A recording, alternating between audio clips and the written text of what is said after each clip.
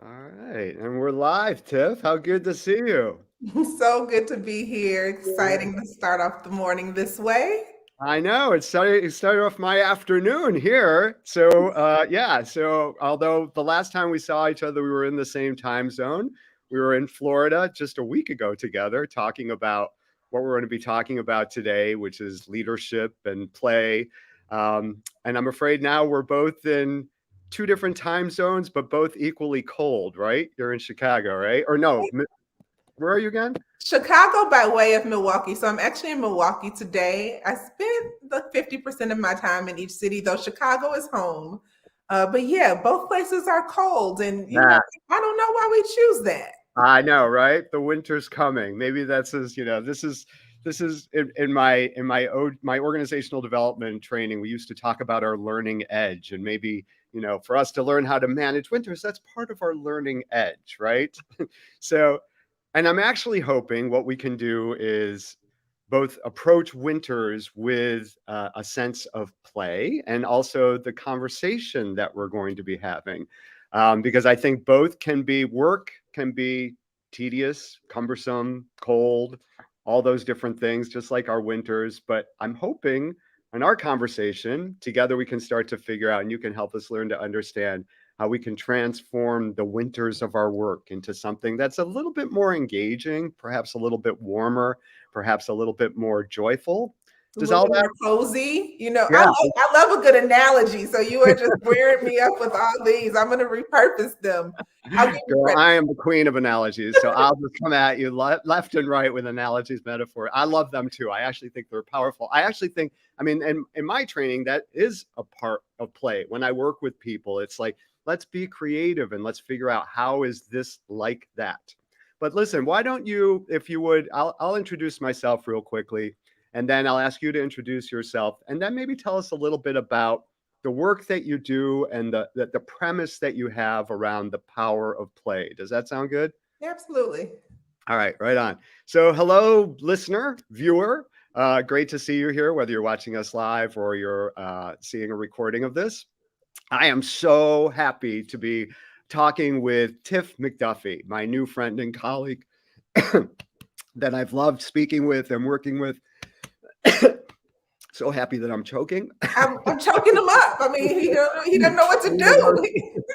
I'm just But this teasing. idea, so you all know me, I'm with Unleashed Consulting, where I'm building better bosses, working with the core of organizations, middle managers, the lightning in a bottle for your organization that, if tapped correctly, can actually drive performance and drive your bottom line.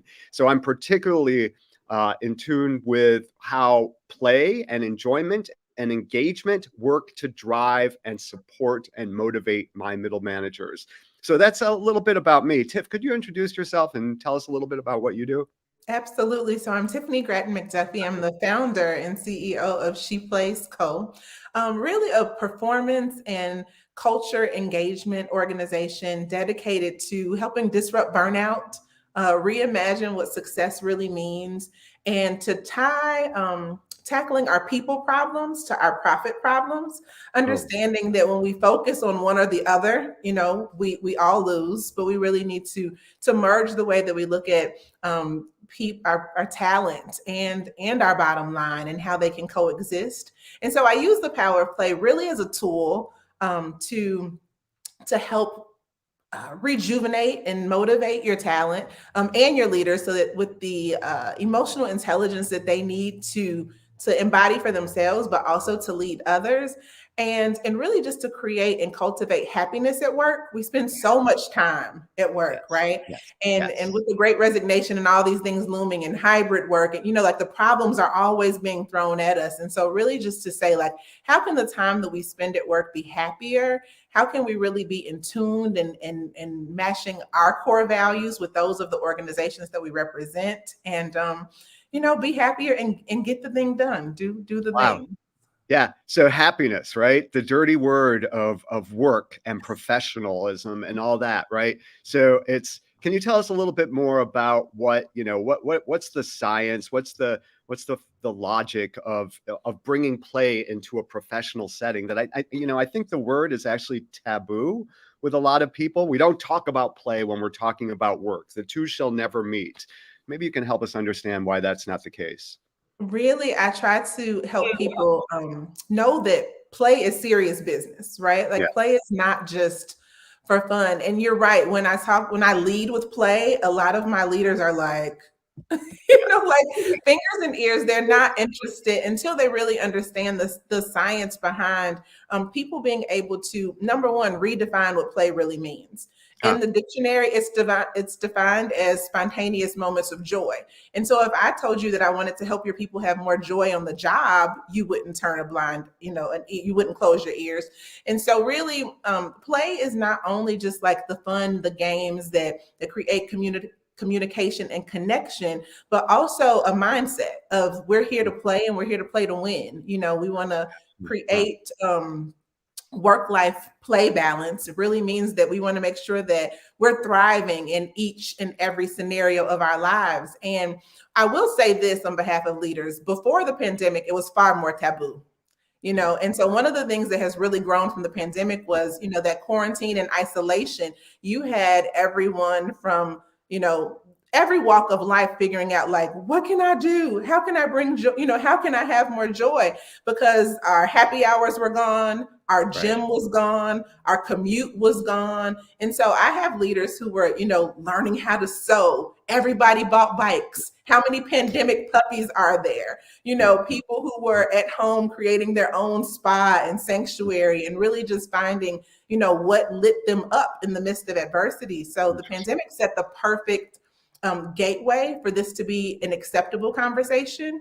You talked about it being a dirty word, but the pandemic made it finally okay to be human at work. And if you don't believe it, you won't see it right now because my kids are at school, but ordinarily they'd be popping in for their 5 seconds of fame. And that's happened to most everyone in this instance. So really just redefining, how to add more joy in your life and then exemplify that on the job. It's funny when you talk about your kids would be popping in and there would be, joy and play in that. And I want to dig a little bit deeper with you. If you don't mind, I'm going to play devil's advocate because I can hear, the folks that I work with saying these things. So when you talk about your kids and you talk about joy, for me, that's a distraction. And I'm worried that if I decide I'm going to introduce or encourage play in my work, that first of all, is it not, how is it not a distraction? How can it not be a distraction? And B, how do I make sure I do it right? How do I make sure I do it? And Tiffany, it's occurring to me also, when the pandemic started, I got together with some colleagues and friends and said, we're going to do a happy hour because we need that. We need a happy. So we would come together virtually and, and it was sexy for a hot minute. And I found that what we did for this particular group was that all we did was talk about how awful things were. And I ended up leaving that happy hour less happy than when I came onto it. So for me, that's an example of doing this and not doing it well thought out. So can you tell us a little bit about if somebody's going to be bringing, if we buy into the premise, right, which I do, I'll just say that right now, but speaking for everybody else, if I buy into the premise that play can be a driver and a supporter of performance and bottom line accomplishments, then how do I do it right? Tell us a little bit about, and how do I not do it wrong? Yeah, so I think that it is defining what play means for you and your organization. And it is also being very intentional about planning your play. So it's not random and spontaneous. Like you said, it's building in set and scheduled times, but where there's a co-creation of what play means for everyone. And really, it is another thing to do. Like, I won't dispel it like, oh, it's not going to take more time from you. It is, but when it's built in intentionally, it gives you that opportunity to step away, reflect, separate yourself between the work and your life so that you can have those moments to rejuvenate, right? We think of those moments as wasting time, right? But never in a million years has running on autopilot made us better. That's the course to burnout. Never has being on this happiness hamster wheel of like, I'm going to be happy when I'm done. I'm going to be happy when I'm done. Once I get all this done, then there's going to be time. when you talk about, it's really about why, that's why I call it a mindset. It's really about reframing. I'm going to take this time away and it's going to be intentional. For some people, when I talk to them about play, it's rest. Like a siesta makes them more happy than anything. Just being able to step away and do something that refuels you so that you can go back more creative. You can go back re-energized. Because if you talk to anyone, I'm a CPA by trade, and during busy season, we're going in the Midwest when it's dark and we're leaving when it's dark. You need something that fills you up with some joy, something to look forward to, so that okay, I'm going to do this. I'm going to dig in and I'm going to get my stuff done, but I know I have this thing planned and that's going to be my breather. So it's really building in your breathers. And so I will never try to tell anyone that it doesn't take time. It does, but so does the gym. So does, loving on your family. So does everything else that is really meaningful. And when you talk to people, elders really at the end of life about the things that they regret, it's not that they wanted more money or more status or more exposure. They wanted time to do the things that were really personally meaningful to them. And when you talk to people who are leaving their workplaces because of the Great Resignation, or as a part of the Great Resignation, it's because they're seeking freedom. They're seeking, I want to be free. I wanted some more autonomy. When you build those things in for yourself and your team, you're giving them that space that they may be afraid to ask for, afraid to demand. It's crazy that people are willing to leave work, then communicate, we need a break. And overworking is really rewarded. And so that's another part of the problem. Yeah. We'll get to that, I think. Yeah, that idea of, well, and again, it could be, again, that's an example of not doing it well, right? So if we start building it, so here's where I'm going. I'm thinking about, I just got some feedback from a client around no more forced fun. Please, we can't do any more forced fun. Not that they were doing it with me. That's not the work, but they're just thinking about, that they get this message from on high. You're going to be happy at the happy hour and you're going to attend. So maybe tell us a little bit about what the planning. So how would it look generally on a day-to-day basis if I were to be planful and all those things that you mentioned? How would it look like? How would it look? So I'm at work, I'm doing my work, and then what? What are these moments? What happens? I think that, go ahead. Nope, you got it. On a daily basis, like on a daily basis, I'm encouraging leaders to build play into their own schedules. So whether that means, doing a meditation in the morning, having a resource for some yoga, some laughing yoga at your desk, whether that means having a whole music party for 15 minutes on your lunch break just to like rejuvenate you, those are daily things. And really that goes into digging deep, looking at your inner child or whatever else, whatever parts of your life that you leave at home and bringing them to work so that you can personally be responsible for knowing what rejuvenates you. But when I talk about from a department-wide initiative, they're right. Nobody wants forced fun. You having happy hour, but some people don't drink. So that's why I talk about co-creating and really having, an open line of communication of what does it look like to have fun at work, and understanding that you're going to get crickets at first because people aren't used to merging the two. But really, taking polls, understanding, what do people do in their off time? What do you do for fun? Just throwing out a survey. When you're at home, what do you do for fun? And then helping that co-create what the planned fun in the office or as a team might look like. That's one strategy that would be really, really helpful. And understanding that you can opt in, you don't have to come, and you won't be judged if you don't come. But when you see the bonds and the connection and the communications that are happening naturally by playing in a different way. I just hosted for TransUnion, I hosted Teamwork or Family Feud. And before we played the game, we literally had to go in and I gave them a whole speech. It was like a motherload speech. Before you do the fun thing, you got to clean up your room, right? So before we go and play and you just have fun for this 60 minutes, I want you to understand why play is so important, why you need to build in breaks, how you need to, make appointments with yourself and keep them just like you would with your team or your leaders to actually, take a walk in nature. Some of the things are so very simplistic that we don't even think of them as play. But again, spontaneous moments of joy. Yeah, I love this. I love this, Tiff. So building in scheduling, planning, scaffolding around these moments of rejuvenation. I'm hearing you. That's one definition of play, and I love that. Right. So because I think it creates, and help me out here, but it creates the spirit of openness, of energy, of all those things, and revitalizing ourselves. And so that's part of what play is. When I think about being playing as a kid, it was running, playing tag, doing all those things, and being tired, but also feeling rejuvenated. So I'm sensing or I'm guessing that's what you're talking about when we talk about these moments of rejuvenation, right?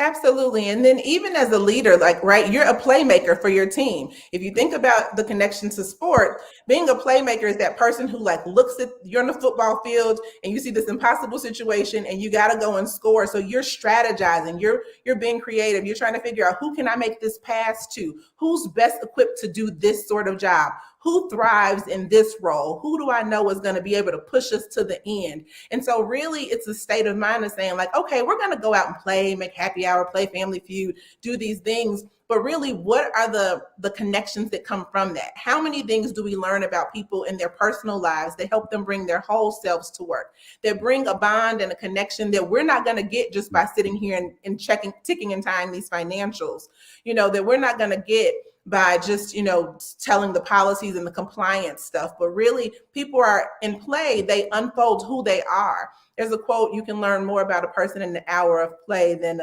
I'm messing it up, but like an hour of play than like years of conversation. Because in conversation, people are going to be very matter of fact. They're going to tell you what they think they know. They're going to wear their titles and their to-dos, but you don't really get to know like who Tiffy is, what is Tiffy. If you play with me, you'll get to see I cannot dance a lick, but I love it. You know what I mean? Like ding, ding, ding. Okay, so now you're speaking my language, right? Because when I think about team development and leadership development, we start with the idea of interpersonal trust. And interpersonal trust is built on a certain amount of conscious, strategic vulnerability. So now we're talking, right? So we're talking, when you talk about play and the importance of it for individuals and organizations, for me, that fits in really nicely for the kind of work that I do with my clients, which is about creating those bonds around so that we're better together as a team, so that we're better. So thank you for that. So are there things that you can share with us that first of all, is there some research or something that you can put for those of us that are first of all, you almost lost me with playmaker and the sports analogy. I'll tell you right now. So that's all right, but I gotcha, and I understand now how that works, right? And so you are a playmaker for your team. But is there anything else that you can tell us about what the research shows when organizations and individuals adopt a priority of including play in their work? What happens? So the research shows that there's more creativity and openness of thought, right? Like you're thinking outside of the box because you've been able to take a pause from the work. If you think about, writer's block, for lack of a better example, sometimes it's just because they're just sitting there grinding. And when you take that step away, you're able to think outside of the box and get more creative and innovative on what a solution to a problem might be. You're more productive because you have had the opportunity to rejuvenate. And so now it's like starting your day fresh again. Love it. 15 minutes of just listening to music and jamming out and being like, I don't want anything to do with these numbers right now. Again, I'm an accountant, so it always goes back to that. Helps me to be like, okay, it's like a brain break. It's like if you're lifting weights and your muscles are so fatigued and now you need to take a break, but you can lift those and do a second rep. You can do a second round, but can you just keep going? No, you need to give yourself a break. So there's links to creativity and innovation. There's links to productivity. And then there's also just links to joy. Happier people do better. Yes. Happier people do better. And so that's why it's so important to not have forced fun and to co-create what that might look like for the group. Yep. Because if I hate coming to work on Tuesday, I'm yelling, TG, I can't wait till it's Friday, But if I love my work, if it's purpose driven, and that's the other thing. There's a great poem, and I'll throw it if we have show notes or something, but if not, I'll send it to you. Where it's by James Michener, and he talks about how there's very difference between his work and his play, his love and his religion, his this and his that, because for him, he's always doing both. When you really have people who are their core values and the company's core values are meshed, when they understand why they're doing the work they do, when they have the opportunity to look at it outside of the box. It's not just like, I'm checking the box, I'm here to get a check, but like, we're solving a problem. Every organization is out here solving some sort of problem. So what is the problem that we're solving, and how can we get more creative and innovative and make this work like a challenge, almost, when you're putting together a puzzle? And that's why I call it a mindset shift of not just like another thing to do, but like, how can you gear up the masses to say, we are here, and that's why I use sports so much, because everyone knows that everybody on that team is there to win. We're not just playing, we're playing to win. And when you don't have any sort of joy or play or rejuvenation baked into your business model, your profits will suffer. Yeah. People problems are profit problems. And really just figuring out how to motivate your people in a co-created way. I think, I think, and I have seen both personally and with the teams that I work with, be able to accomplish more than you ever thought you could. Love that. Love that. Yeah, I'm a reluctant runner, right? So I've been running, and I'm actually getting ready, God willing, to run my first marathon next month, right?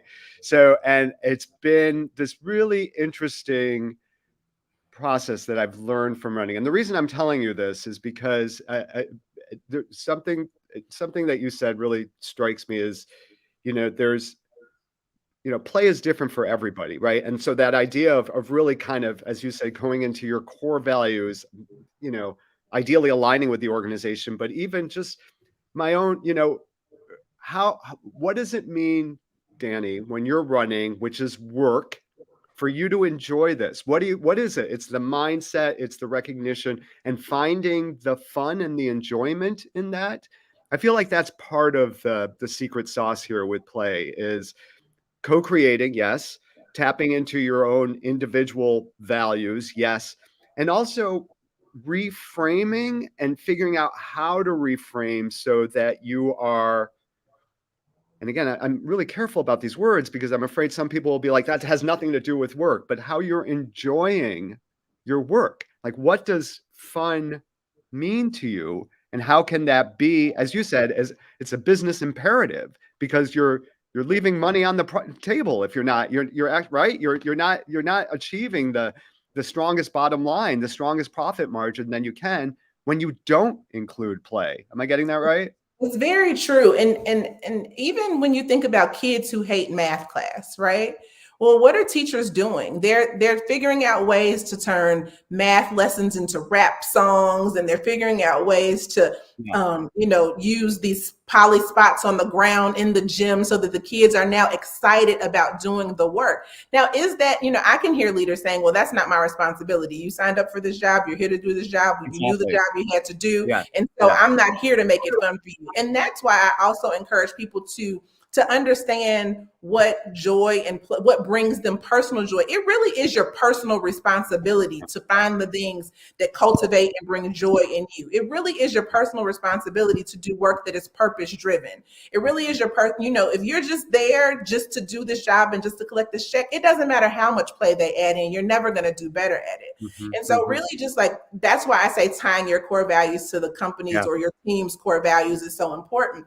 But when you talk about running, or when we talk about physical play, there's also just like a brain body connection, the endorphins that are released, the stress relief that occurs, and then think about when you are running, you've made this decision to go and run, and you're training and it feels like work and your muscles are aching. That's just like a problem at work. But then once you actually get at the marathon and you're there and all these other people have done it also, there's just like a collective energy that spreads. Like we have one mission, one goal, one team. And that same embodiment, spirit, energy can be spread through your team when you really plan in your play.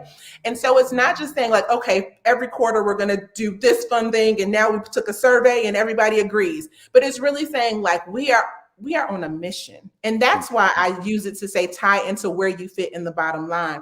Lots of people that do their jobs don't know where they end on the P&L. Like they don't even know, oh, we should be focused on the bottom line. They're like, what is the bottom line? I do the marketing, I create the graphics. I don't know what the bottom line is. But when you tie in how that marketing leads to a sale, how that sale leads to the revenue, how that revenue needs to be higher than the expenses, it's like kind of giving your team, this is the lay of the land. This is why we do our work. This is how our work matters.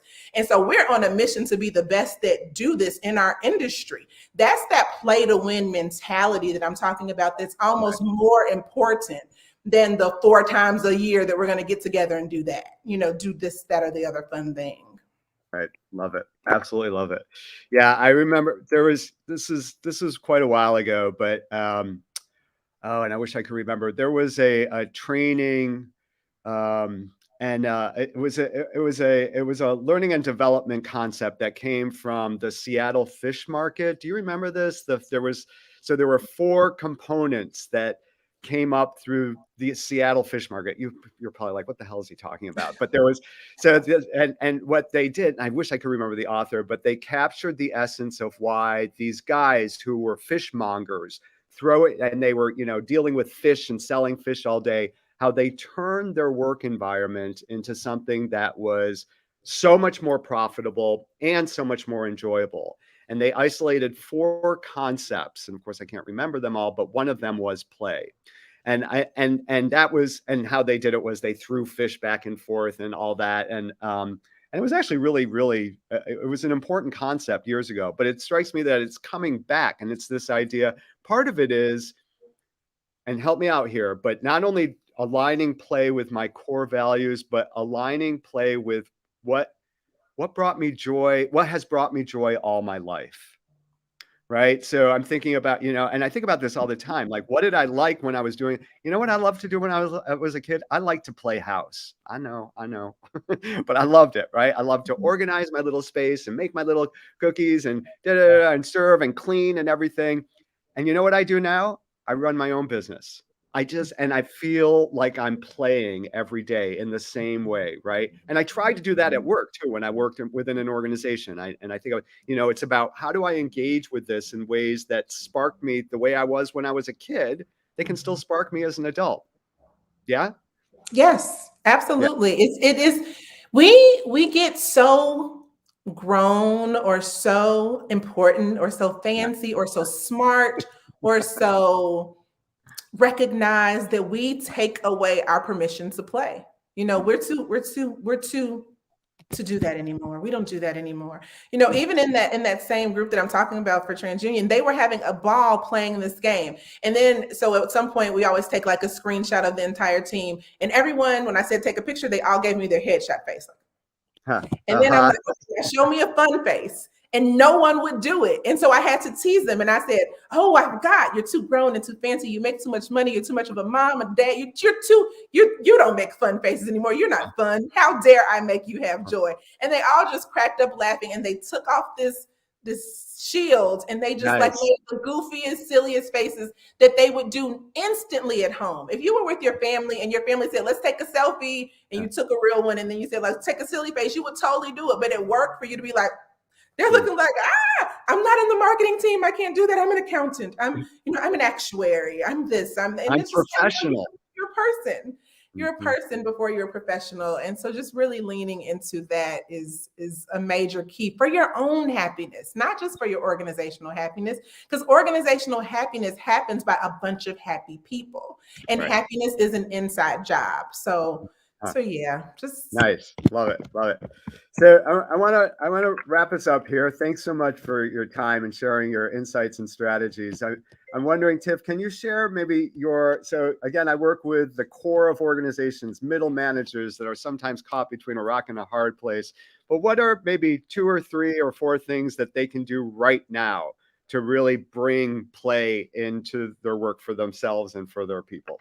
So I think the number one thing is to give yourself permission. Give yourself permission that it is okay to play, right? Like get out of your head. I'm going to give a quick example because I know we're wrapping up, but Dr. Patty, actually one of our colleagues, just shared this with me. There's a study of MBA students and kindergartners, and they were both charged with a marshmallow project where they were given spaghetti strings and the marshmallow had to end up on top. And the kindergartners were like doing it and it would fall down, and they were doing it and it would fall down, and they were doing it and it would fall down. And the MBA students were over here and they were just strategizing. Okay, you do this piece, you do that piece. Oh no, that's not right. You do this. When you do that, and we'll beat them. By that time, the kindergartners had failed 3 or 4 times, and they had created their structure into a building, and the marshmallow was on top. While the important, smart, intelligent people were all over here still trying to figure it out.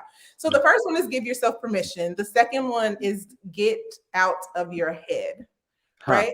Redefine what play really means, and find, like Danny and I have been talking in a bunch of different analogies. So redefine what play can mean at work, at home, and in your personal lives. So a slash between get out of your head and really redefine what that means for you. Then my last one would really be to go and do it. Schedule it and keep it with yourself relentlessly. I could tell you instead, okay, do these 3 play activities, and it wouldn't mean a thing, because you really need to know, and you need to know your team well enough to know how to play, what play means to you. And I think that that's so important because it opens up conversations and radical candor and vulnerabilities that never happen. And people who work with Danny and I will know this, but many weren't there who may be listening. We did a play event at a conference last week. And this is people we've been with all year long, but the number of vulnerable shares, the way that we got to know about each other's upbringing and childhood, to really see people as people, not just professionals or colleagues, was all a result of playing together, and we were hopping over cones and doing the silly thing and running around, but just to see that level of laughter erupt. How are you usually looking in work? They're usually like sad face, angry face, serious face, like if you spend 30 minutes laughing at work, people will be like, what is going on? But really just leaning into setting the example. So I'm glad that you wrote it this way. If the leaders don't do it, doesn't matter how much you preach it. People will do what they see they're allowed to do. So you have to lead the way and really know that is how you get to more personal peace and prosperity. So even more than just what it's going to do for your organization, it'll change your life. And that's how you change organizations. Love it. Love it. Love it. Love it. Awesome, Tiff. All right. Well, listen, thank you so much. Tell me, what's the best way to reach you if folks want to reach out to you and hear some more about play? So here on LinkedIn, I'm Tiffany Gratton-Mcduffy, and then on all the socials, and my website is sheplays.co. So not .com, .co, sheplays.co. And that's where you can find me on Facebook, Instagram, all the fun places, doing some unconventional things. Don't judge, just join in. I promise. Join the movement. Love it. Love it. Love it. Well, awesome chatting with you. Thanks so much, Tiff. I'm going to go out and do some play right now because I got to do some hard work today. So I'm going to start off by taking some of these moments of rejuvenation so that I can give my best and, again, drive my own performance and my own bottom line. Thank you so much, Tiff. It was a real pleasure. Thank you. I appreciate you. Take care. See you soon. Bye now. Bye.